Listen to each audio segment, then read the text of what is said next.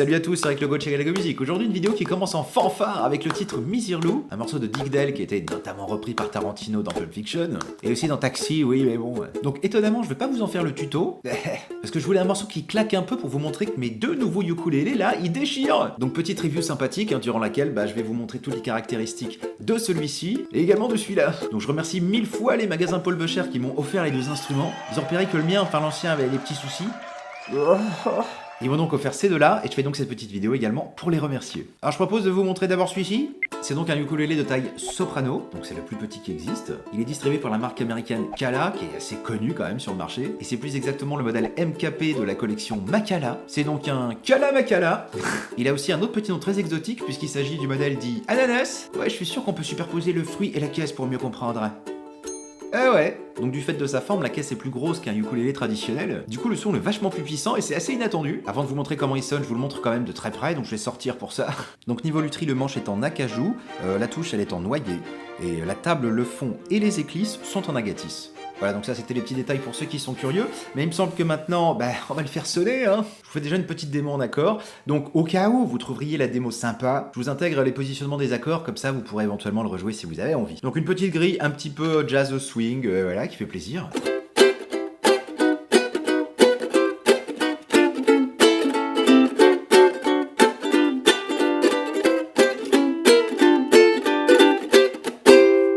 Oh yeah!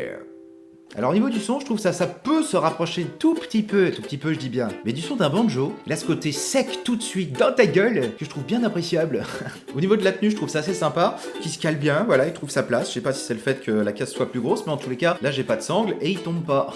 Au niveau du confort de jeu de la main gauche, c'est très correct, on sent pas trop les frettes et le manche est assez agréable. Donc je vous fais la démo, je pars d'ici et je grimpe case par case.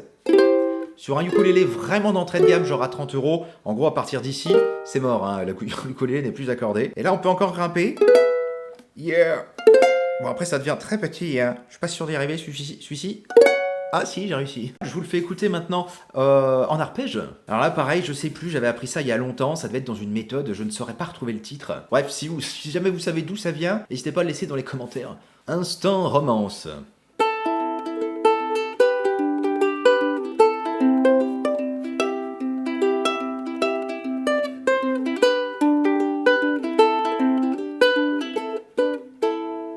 Voilà. Donc là, en jouant sur la première corde, on se rend compte que quand on monte, ça commence à perdre un petit peu en volume. Ça sort quand même, mais disons, faut quand même aller le chercher, hein. Par contre, ça reste toujours juste, ça c'est bien cool. Et dernière petite démo en strumming pour vous montrer comment ça sonne, je gratte juste avec l'index. 1, 2, 3, 4.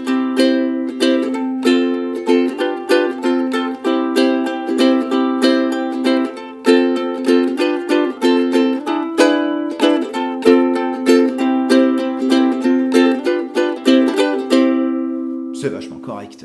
Donc bilan pour ce ukulélé, je dirais que pour un débutant c'est nickel. Actuellement en mars 2019 il vaut 65 €, donc je trouve que c'est pas encore trop cher pour un premier instrument, mais vous savez que celui-ci pourra vous durer vraiment des années, ce qui n'est pas forcément le cas des trucs à 30 € comme j'ai pu acheter au début quoi, voilà. Il me tarde à présent de vous faire écouter le deuxième.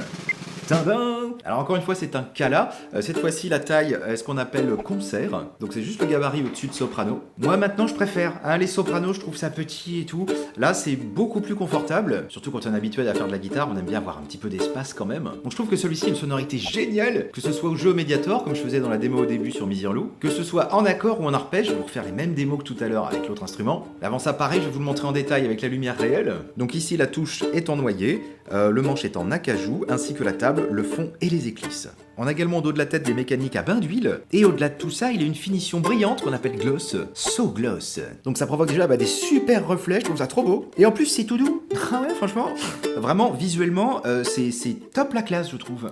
Après tout ce blabla, je vous le fais écouter. Donc je reprends la même petite grille jazzy de tout à l'heure.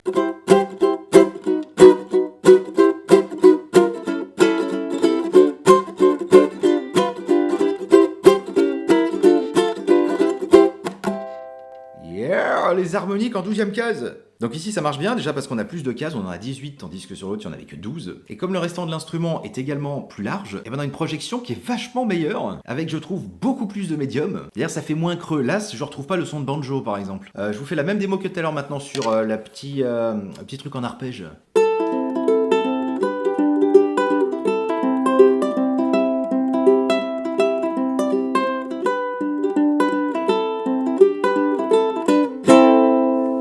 Et donc là, quand je suis monté dans les aigus, j'ai pas eu le même problème que tout à l'heure.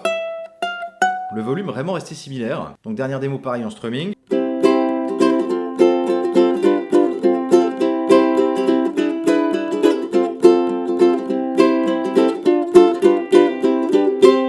Voilà, j'ai fait une version un peu courte, hein. Mais pour que vous vous rendiez mieux compte vraiment de la différence entre les deux instruments, ce que je vais faire, c'est juste jouer des petits extraits sur l'un et tout de suite après sur l'autre. Alors mini démo en accord avec le modèle Ananas. 3, 4. Avec l'autre. Je reprends l'autre pour faire la petite mélodie en arpège.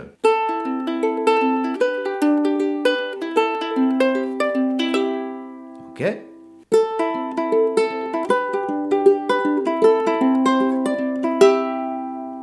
Voilà. Donc pour terminer mon bilan sur celui-ci, c'est que c'est un instrument qui est hyper confortable. Franchement, à jouer, c'est trop cool. Les cordes sont très très bien placées. Les frettes sont assez bas. Il n'y a pas besoin de forcer comme un taré pour tout sonne en fait. Franchement, on a une rondeur du son et des médiums qui est très très agréable, je trouve. Et que ce soit pour jouer des accords ou en arpège, ou même avec un médiator, eh ben, il s'adapte à tout.